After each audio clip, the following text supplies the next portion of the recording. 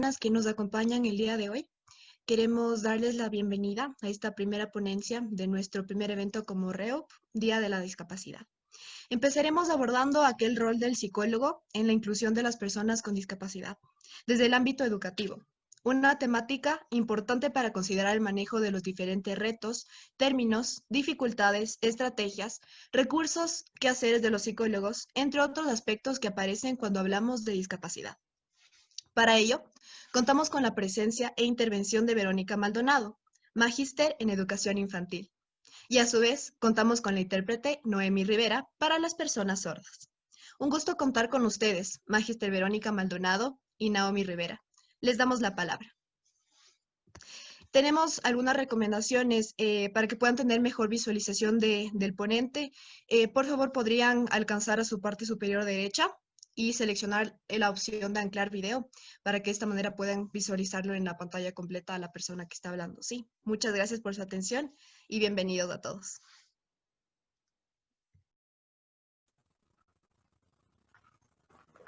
Muchas gracias, Emilia. Buen día con todos, con todas. Para mí es motivo de mucha alegría poder compartir junto a ustedes el día de hoy, este 3 de diciembre, donde conmemoramos el Día Internacional de las Personas con Discapacidad. Quiero agradecer muchísimo a la Red de Estudiantes de Psicología, primero por haberme invitado y sobre todo por organizar este tema tan importante. Todo lo que hagamos en temáticas de discapacidad es un gran aporte para los procesos de inclusión social, laboral y educativa de las personas con discapacidad. Así que les felicito por esta organización y les animo a que continúen trabajando en este gran camino que nos permitirá con seguridad aportar y mejorar la calidad de vida de las personas con discapacidad. Voy a compartir con ustedes una presentación para que podamos abordar este tema, ¿no? Bueno, voy a compartir con ustedes el rol del psicólogo en la inclusión de las personas con discapacidad.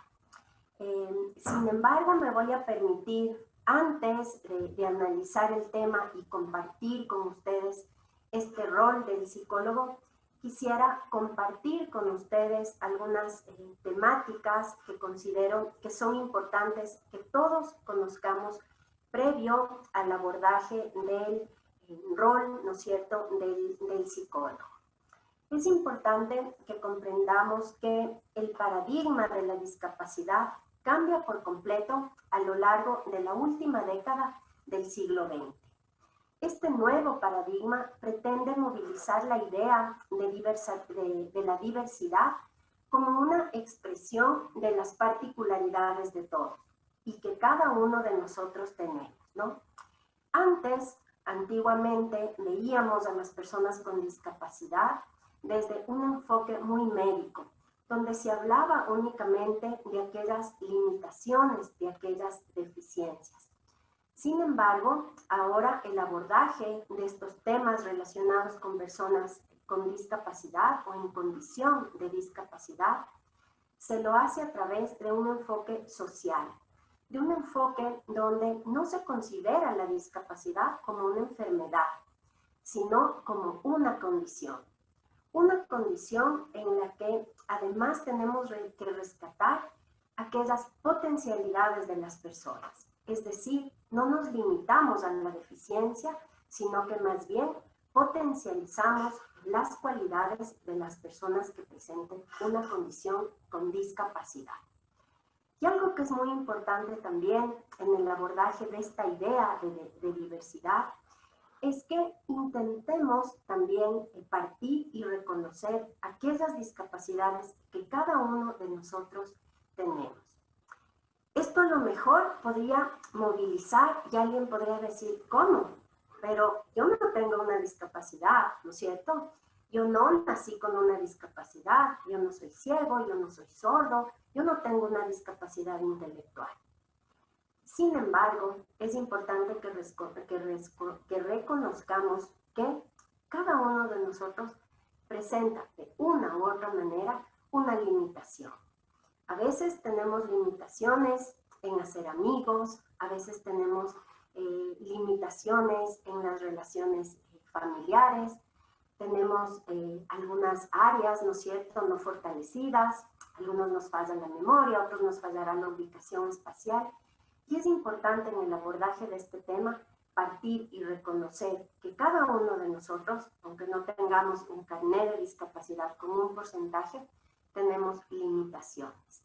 Y en este reconocimiento de la diversidad, ¿no es cierto?, reconocernos todos con los mismos derechos, pero todos también con distintas, ¿no es cierto?, con distintas potencialidades, pero quizás también con distintas debilidades. Todo este autorreconocimiento nos permite hablar de un nuevo concepto de discapacidad, ¿no?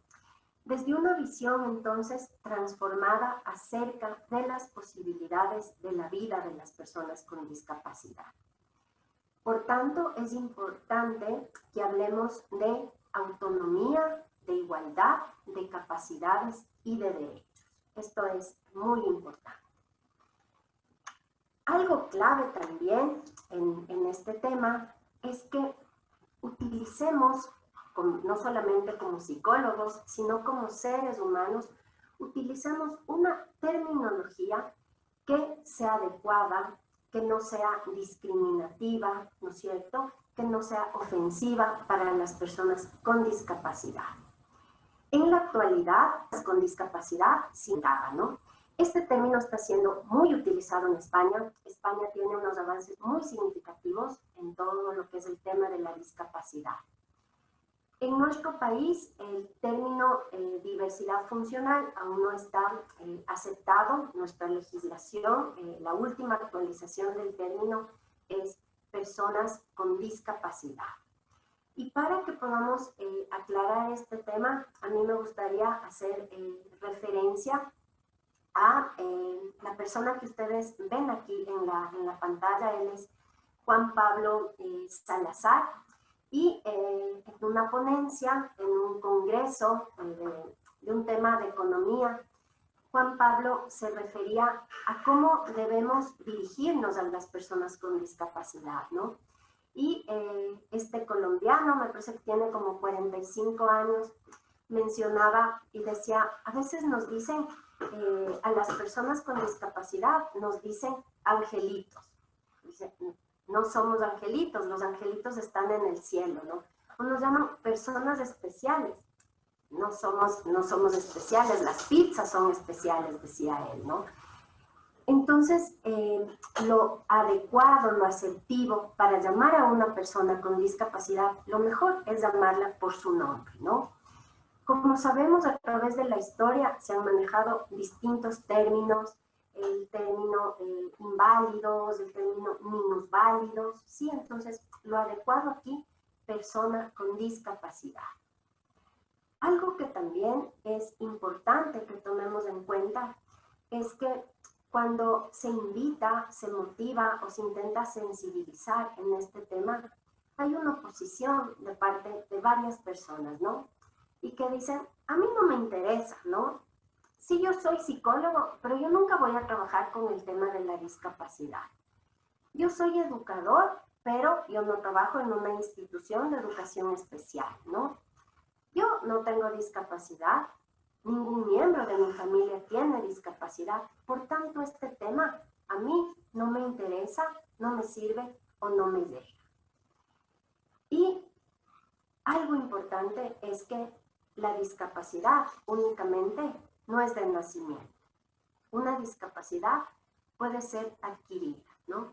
Si bien es cierto, en este momento quizás nadie de los asistentes a esta jornada tiene una discapacidad o tiene un familiar con discapacidad, es probable que en algún momento de la vida la discapacidad llegue a nuestras vidas, ¿no?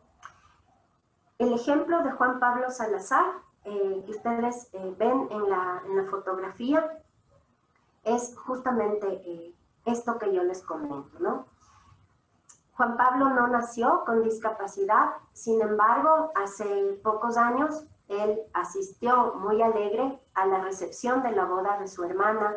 En la recepción había una piscina, él se lanzó a la piscina, tuvo un accidente y ahora él adquirió una discapacidad física, ¿no? Por tanto, en el trabajo con la discapacidad debemos determinar si la discapacidad ha sido adquirida o la discapacidad ha sido de nacimiento, ¿no? Y recordemos los términos adecuados para referirnos a estas personas, ¿no? Como claro. Muy bien. Algo también que yo quería compartir con ustedes es que hemos visto a lo largo de la historia cómo los procesos, ¿no es cierto?, de inclusión han ido avanzando considerablemente. Antes hablábamos de una exclusión total, luego empezamos a hablar de procesos de segregación. Hubo un gran avance cuando hablábamos de integración de las personas con discapacidad, ¿no? Esto se refiere a que en una institución educativa regular podían asistir estudiantes con discapacidad, pero no en un aula regular, sino en un aula distinto, en un espacio diferente. A esto llamamos integración, ¿no? Sin embargo, ahora hablamos de un proceso de inclusión, ¿no? Por eso es que además el tema de hoy es el rol del psicólogo en los procesos de inclusión. Sin embargo, creo que es importante que tomemos en cuenta que cuando yo digo voy a incluir a una persona con discapacidad, ya la estoy considerando como diferente, ¿no? Entonces te incluyo porque eres diferente a mí, porque tú tienes una discapacidad y yo no la tengo.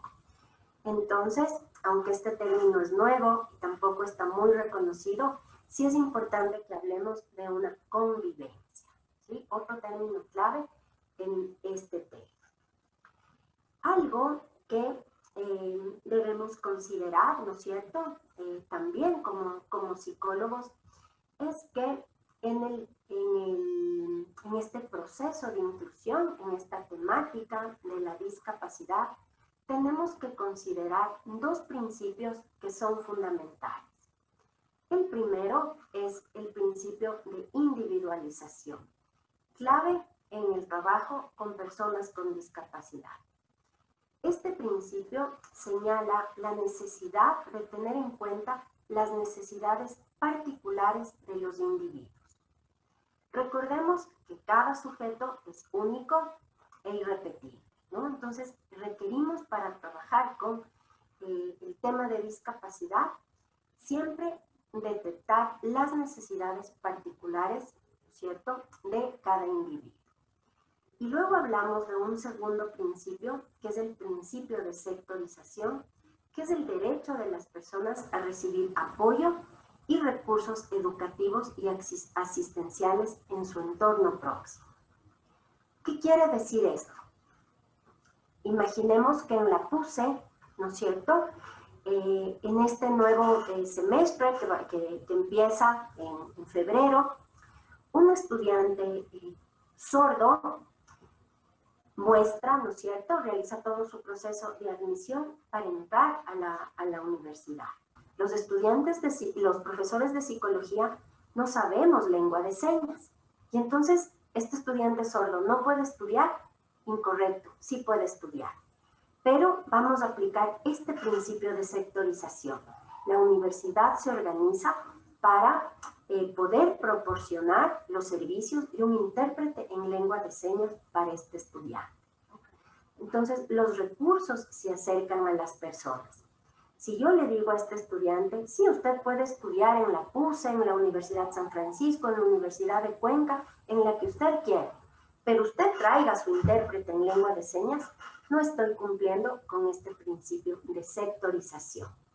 Entonces, son las empresas, son las instituciones quien deben brindar este apoyo y estos recursos asistenciales en el entorno más próximo de la persona con discapacidad.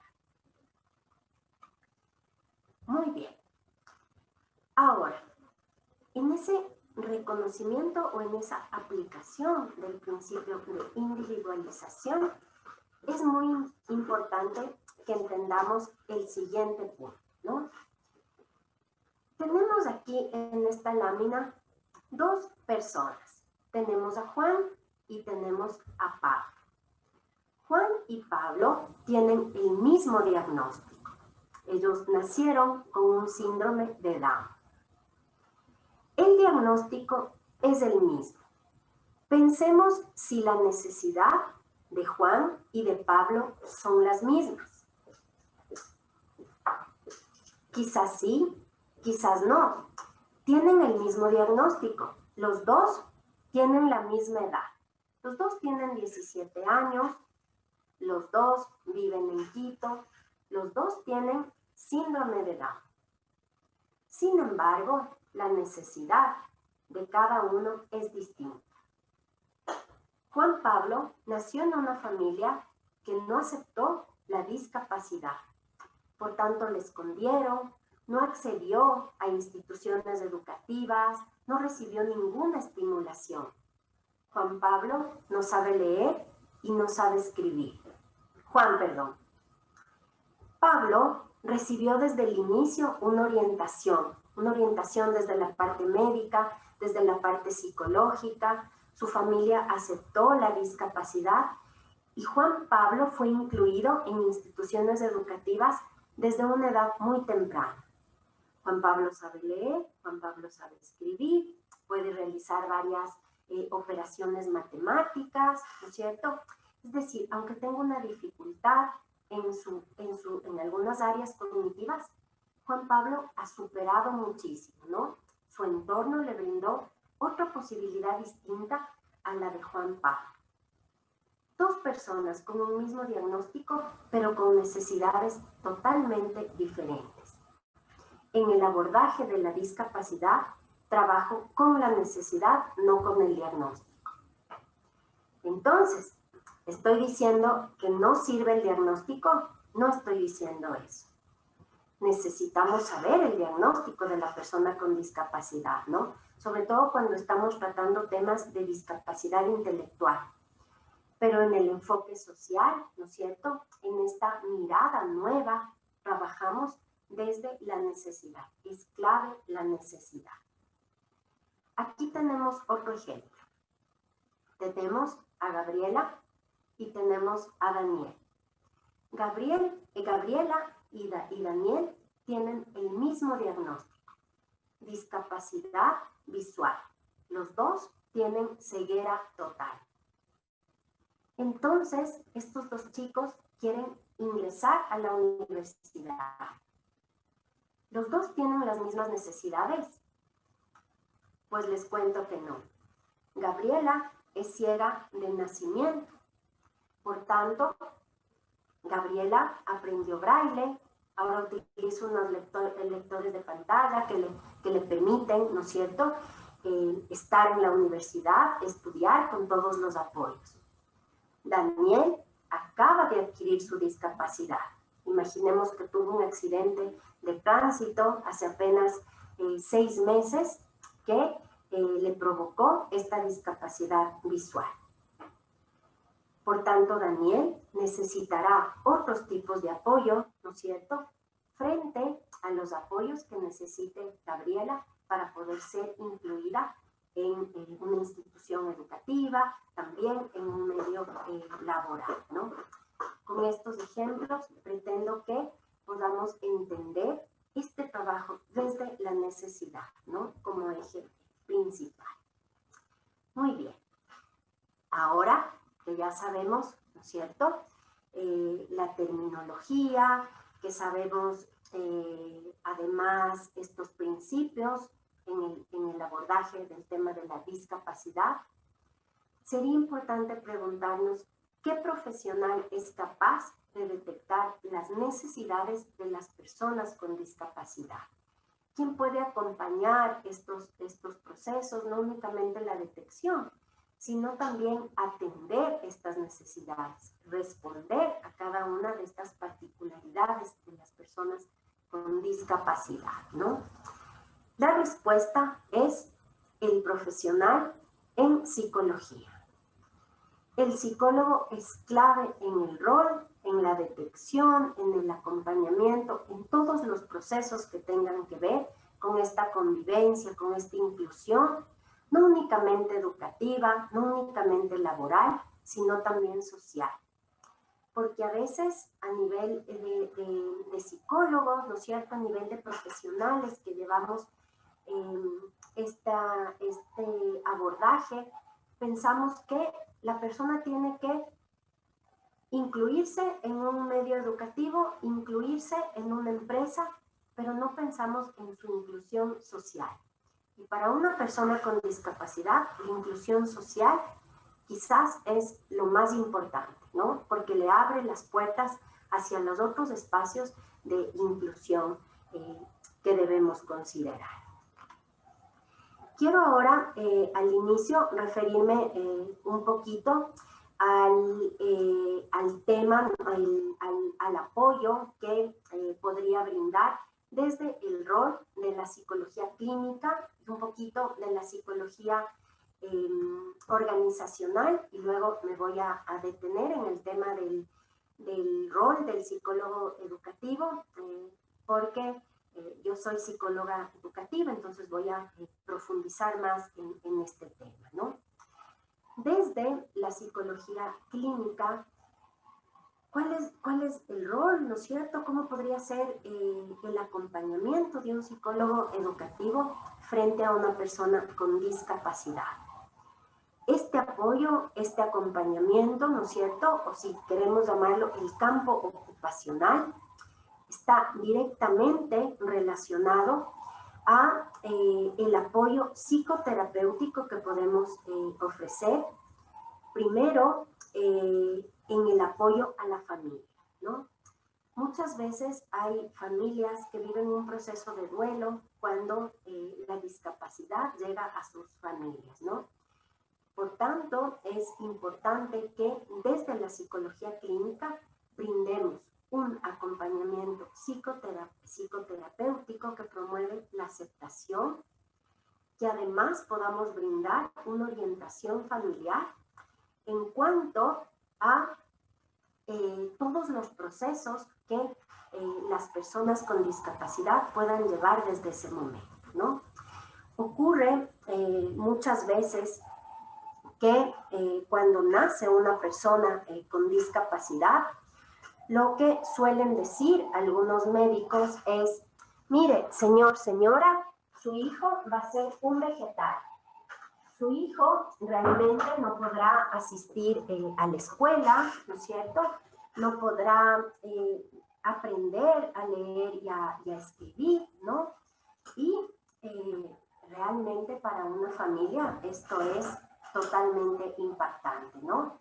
Y luego hemos visto que no es así, que las personas pueden lograr un alto nivel de autonomía, de independencia, ¿no es cierto?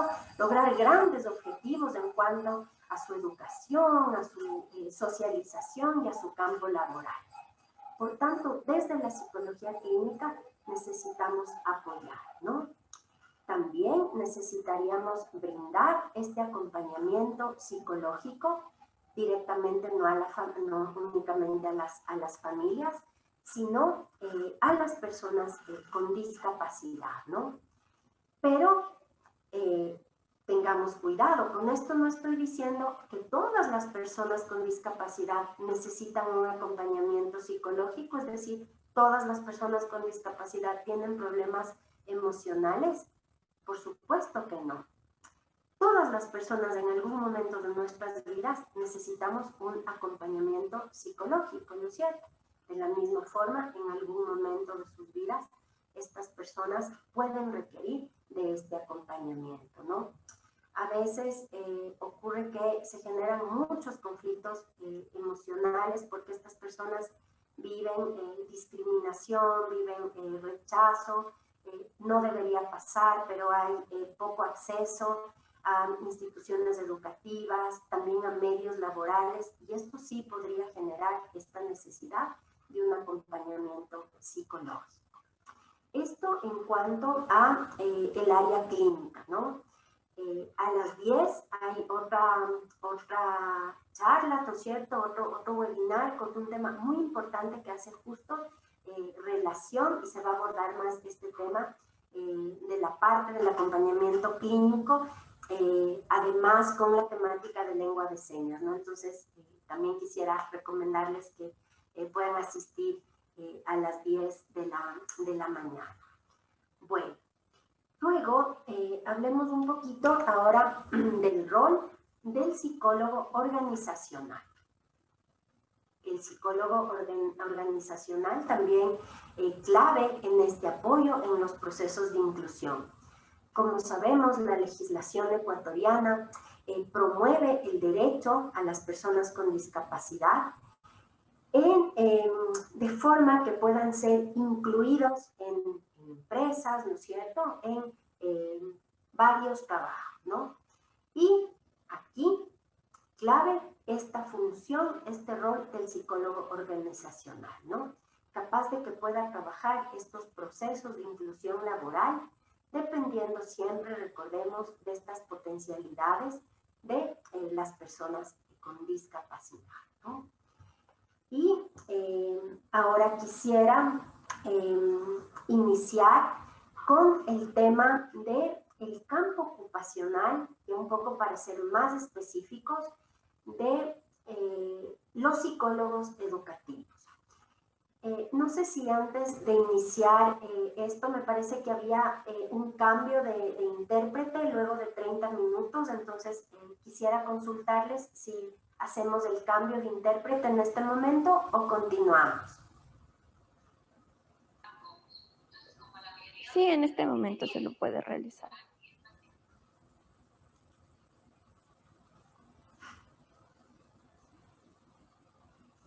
Muy bien. Emily, ¿continuamos? Muy bien. Quizás alguien se está preguntando por qué hacemos este cambio de intérprete. Seguro esto nos van a aclarar en la siguiente ponencia, pero solamente comentarles que una de las recomendaciones técnicas en interpretación en lengua de señas sugiere justamente que para que la interpretación sea adecuada, sea correcta, tienen que haber estos cambios, ¿no? Es más o menos como los traductores. Un traductor no podría estar todo el día, ¿no es cierto? Entonces necesitamos hacer este cambio. Muy bien. Y agradezco a la intérprete que acaba también de acompañarnos en la primera parte. Bueno, vamos entonces ahora a abordar el tema de la inclusión educativa, ¿no? Este es un campo ocupacional por parte del psicólogo educativo. Ustedes pueden ver unas fotografías ahora mismo. A la izquierda, una persona con discapacidad física está llegando, ¿no es cierto? Podríamos interpretar que esta persona está llegando a su institución de educación superior. Y a la derecha tenemos la fotografía de un niño que asiste a una escuela, también una escuela inclusiva. Tiene ahí una máquina que le permite, ¿no es cierto?, escribir en braille. Estas imágenes ahora, favorablemente, lo vemos muchísimo, ¿no? En Ecuador y en otras partes del mundo tenemos incluidas cada vez más a personas con discapacidad. Para que esto ocurra, ¿no es cierto?, para que este niño y esta chica estén en estas instituciones, requerimos de unos procesos previos, ¿no? Es decir, los procesos de inclusión tendrán que ser sostenidos desde la etapa inicial, desde el proceso de admisión, el seguimiento durante todo el paso de este estudiante por su carrera universitaria, por la escuela, por el colegio, y también realizamos un acompañamiento en el área ya laboral, ¿no? Es decir, en la inclusión laboral. Vamos a ver entonces ahora algunos de los campos ocupacionales o algunos de los procesos o de las actividades que llevamos a cabo los psicólogos educativos, ¿no?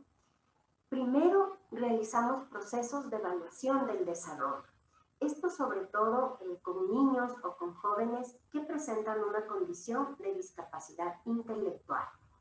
Lo que hacemos es realizar, como ustedes saben, ¿no es cierto?, los procesos de evaluación consisten en la aplicación de instrumentos psicológicos, se aplican otra metodología, observación en revistas. Esto nos va a permitir determinar los puntos fuertes y débiles de la persona con discapacidad. Si ustedes ven aquí, he puesto la palabra fuertes, ¿no es cierto?, más grande, además más acentuada. Porque esto es importante, ¿no? Un psicólogo que conoce del tema, ¿sí?, que realiza procesos de evaluación asertivos, no se va a fijar únicamente en los puntos débiles. Necesitamos también trabajar los puntos fuertes. Esta determinación nos va a permitir realizar el siguiente proceso, ¿no?, que son los procesos de intervención psicoeducativa.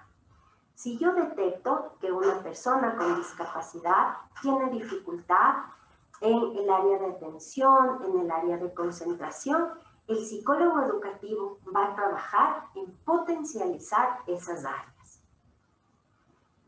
¿Creen que estoy diciendo entonces que toda persona con discapacidad va a tener un problema en un proceso cognitivo? No. ¿Todas las personas con discapacidad tienen una dificultad de aprendizaje? Falso. ¿Toda persona con dificultad de aprendizaje tiene una discapacidad? Falso. Una persona con una discapacidad física puede tener altas capacidades. Utiliza una silla de ruedas, tiene una limitación en sus piernas, pero sus procesos cognitivos llevan a un nivel superior. Podría ser una persona con superdotación, ¿ya?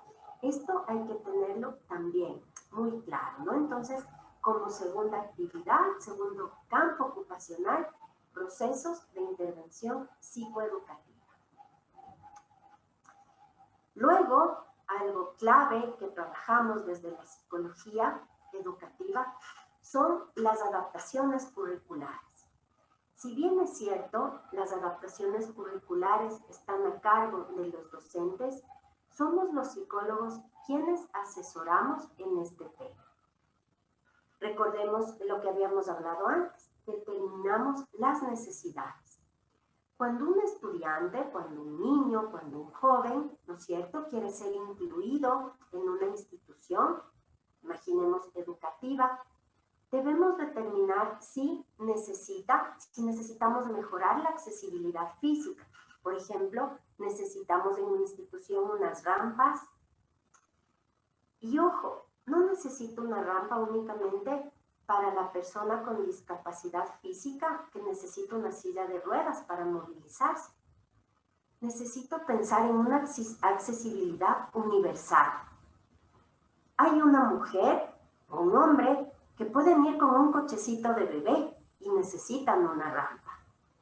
Hay un adulto, ¿no es cierto?, un adulto mayor que va con bastón y necesita esta rampa.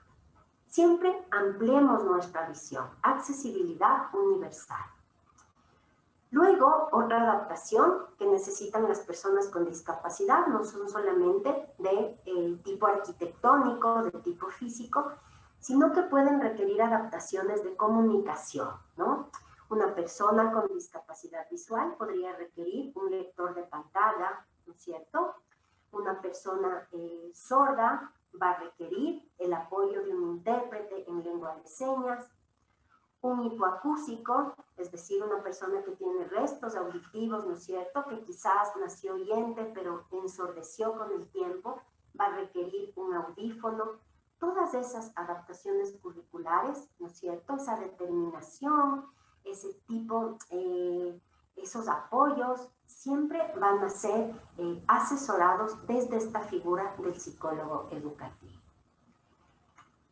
Otras personas van a necesitar otro tipo de adaptaciones curriculares, ¿no? No de comunicación, no de tipo físico, sino más bien que tienen que ver con elementos del currículo.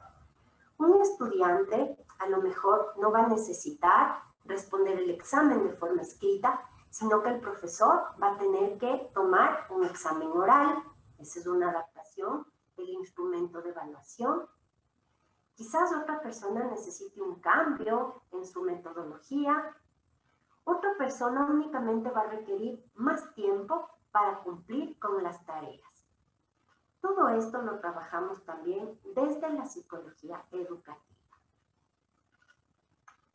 Un siguiente punto, y muy importante, tiene que ver con los procesos de sensibilización. A veces, algunos actos discriminativos son justamente ocasionados por la ignorancia. No conocemos, ¿no? Entonces, frente a la inclusión de una persona con discapacidad, pueden ocurrir dos cosas. La primera, personas que rechazan totalmente a la persona con discapacidad, ¿no? A nivel de instituciones educativas, quizás nos encontramos con un profesor que dice: no, yo no quiero tener un ciego en mi clase, esto va a afectar el rendimiento académico de mis estudiantes. ¿Cuál es la respuesta? Ignorancia, no conocemos el tema, ¿no? La madre de familia puede decir: no, yo no quiero que mi hijo estudie con un niño ciego porque le va a contagiar. Porque aunque parezca ilógico y nos pueda causar chistes, algunas personas piensan que la discapacidad es contagiosa. Luego tendremos a niños, ¿no es cierto?, a los pares que también rechacen la inclusión de un compañero con discapacidad, o también a nivel de adolescentes, ¿no es cierto?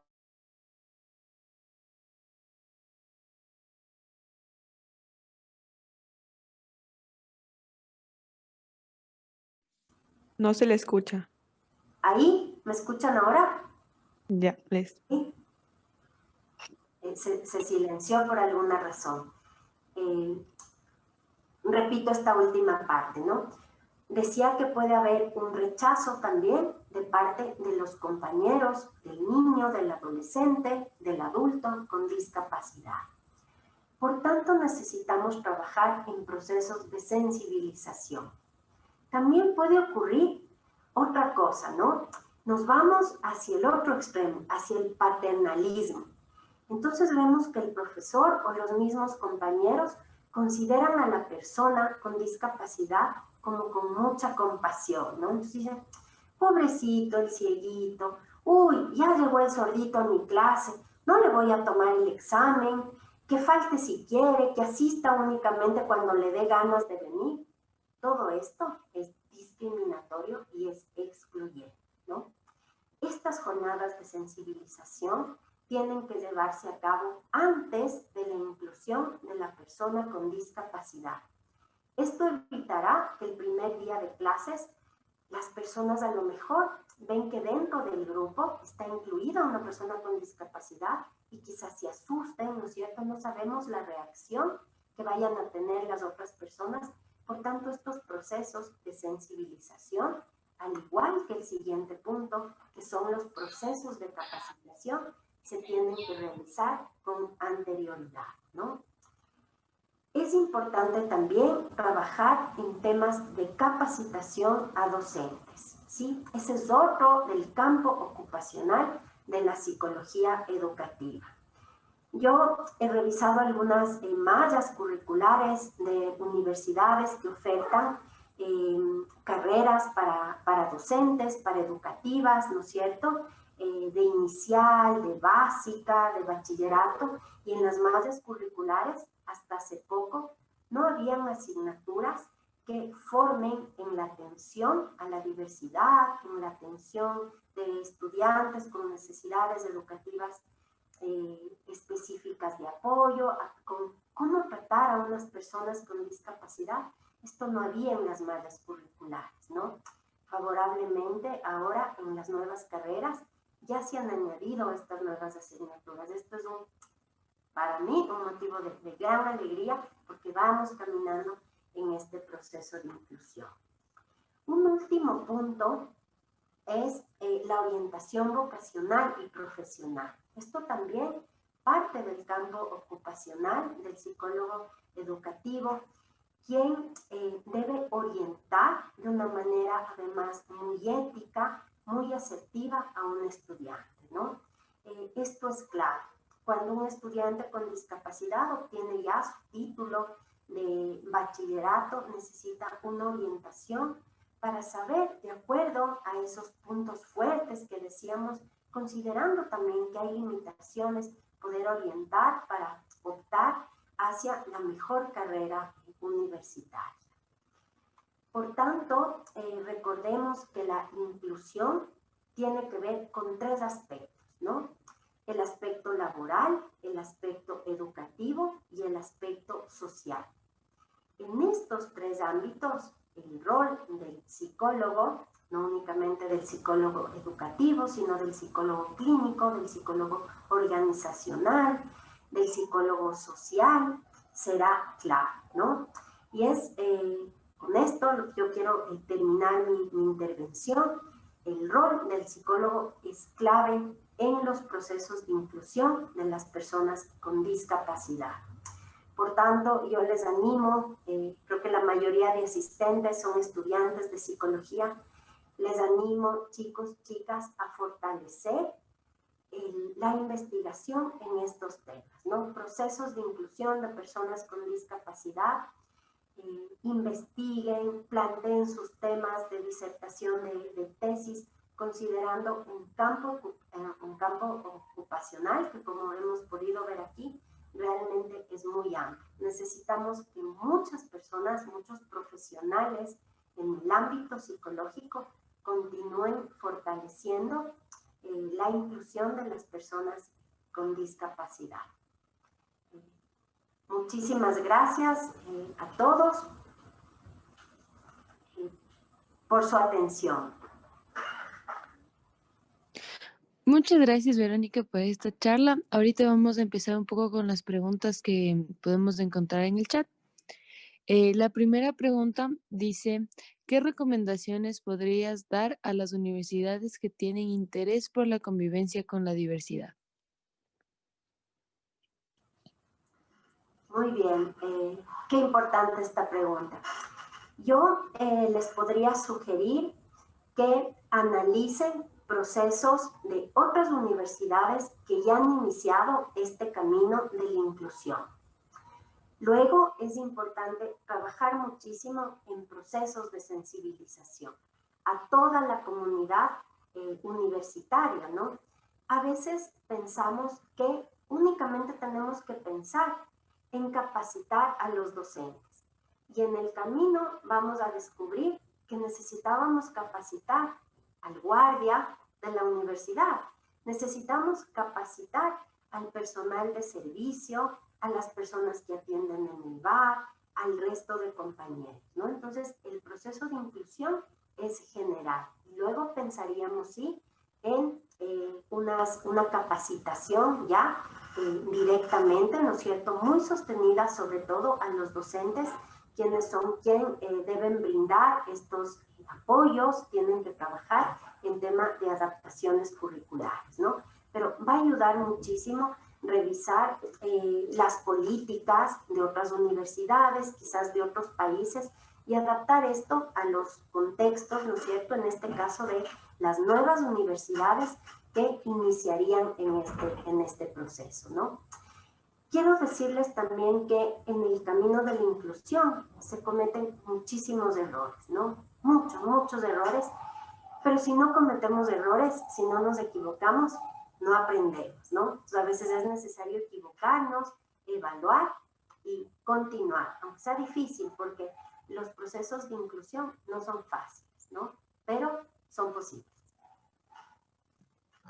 Sí, muchas gracias por esa respuesta. Otra pregunta que nos realizan es, ¿cuáles son los mayores desafíos de la educación inclusiva? Muy buena pregunta. Primero quiero decir que creo que hay menos desafíos, ¿no es cierto?, que como alegrías y satisfacciones en este camino, ¿no? Por tanto, no tenemos que tener miedo a apostar por estos procesos de inclusión, ¿no? Yo creo que el mayor desafío es determinar esas necesidades y responder de acuerdo a esas necesidades, ¿no? A veces por eso el camino resulta difícil, porque yo no puedo decir, tengo 2 estudiantes ciegos estudiando psicología y los 2 necesitan los mismos apoyos. No, necesito pensar, recordemos responder a ese principio de individualización, donde cada uno necesite otros apoyos, ¿no? Y me voy a permitir dar un ejemplo. Una estrategia de inclusión a un estudiante con discapacidad visual es ubicarle en las primeras filas, ¿no es cierto? Sabemos que él va a escuchar y el profesor casi siempre está al inicio, hablando de una modalidad presencial, ¿no es cierto? Esa es la recomendación. Sin embargo, yo pregunto, ¿todos los estudiantes ciegos deben sentarse en la primera fila? Pues esta puede ser una pregunta de examen. Sí, es la estrategia. La respuesta es no, no todos. Porque alguna vez un estudiante nos dijo, yo no me quiero sentar en la primera fila, a mí no me gusta, yo soy tímido. Igual no veo, así que no voy a ver al pizarrón, yo quiero sentarme en la última fila.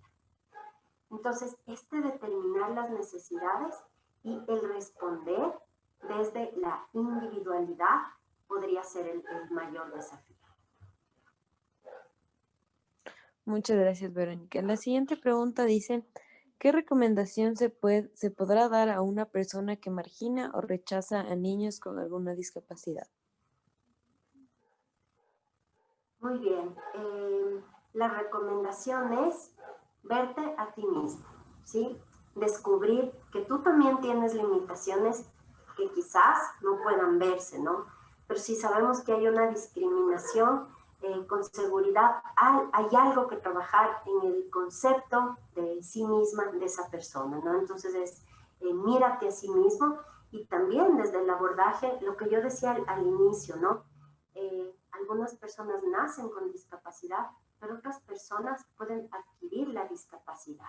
Y esto es clave, ¿no? Entonces es un reconocimiento primero desde uno mismo, ¿no? Muchas gracias igual por la respuesta. La siguiente pregunta es, ¿cuál es la barrera que más impide que se desarrolle una buena inclusión para las personas con discapacidad? Ojalá la respuesta a esto sería las barreras arquitectónicas, ¿no? Porque es tan fácil destruir las gradas y poner la rampa. La barrera más grande es la barrera actitudinal, ¿no? Y esta es la discapacidad más grande que puede haber, la actitud. Esa es la barrera más grande. Y ahí desde la psicología es donde tenemos que trabajar, ¿no? En promover esta flexibilidad, ¿no es cierto?, de trabajar desde la diversidad, desde el reconocimiento, desde la igualdad de derecho. Esa es la barrera más grande para mí, la actitudinal. La mayor de las discapacidades es esta actitud, ¿no? Este rechazo a las personas con discapacidad.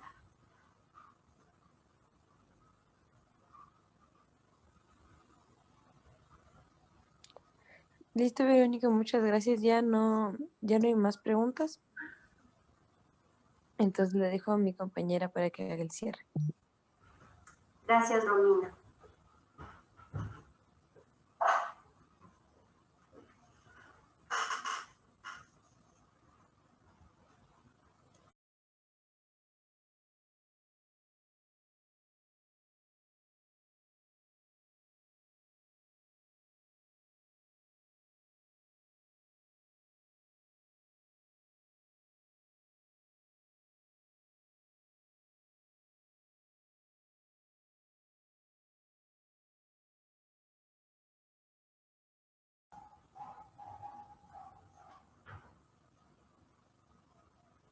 Quizá tienen más preguntas.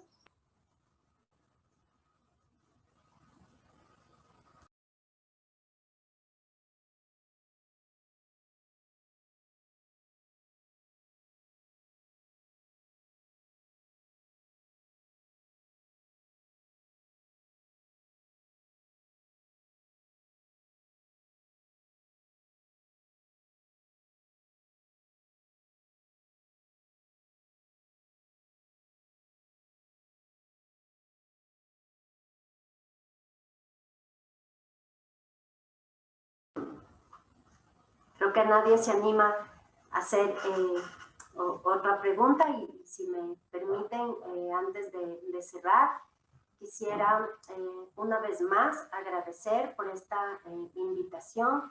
Realmente que cuando conocí que estos eventos fueron organizados desde la Red de Estudiantes de Psicología, a mí me llenó de alegría, ¿no? Yo trabajo en la PUCE desde el 2015 más o menos, y con algunas personas de la universidad que son figuras claves y que hemos ido trabajando en este camino, ¿no? de la inclusión, intentábamos organizar temáticas como estas y con mucha pena quisiera decirles que teníamos 5 personas, 6 personas, ¿no? Y para mí realmente ha sido muy satisfactorio ver cómo a medida que pasa el tiempo, el interés por estos temas van creciendo, ¿no? Y me ha encantado también y quiero felicitarles una vez más a los estudiantes de psicología por organizar esto, y quisiera animarles a que continuemos trabajando, ¿no? Todo lo que generemos, ¿no es cierto? Estos espacios van a fortalecer estos derechos, ¿sí? Vamos a promover continuamente la inclusión de estas personas, ¿no? Así que yo les agradezco una vez más, y sé que creo que mi intervención fue la primera, pero estoy segura que el resto del día, y deseo que todo vaya con muchos éxitos en este día que estamos conmemorando a las personas con discapacidad. Muchísimas gracias por la organización, y muchas gracias también a todos los asistentes. Gracias a todos. Muchísimas gracias a ti, Verónica, por tu tiempo. Toda esta información, la verdad es que es realmente sumamente interesante. Nos permite concientizarnos un poco a todos acerca de la importancia de la inclusión. Nos permite generar una sociedad, como dije, un poco más inclusiva, aceptativa. Entonces, muchísimas gracias a ti por tu tiempo, a todos por su tiempo. Y bueno, sí, que tengan un excelente día. Muchas gracias por estar pendientes, por escuchar. Y eso, muchas gracias a todos. Gracias.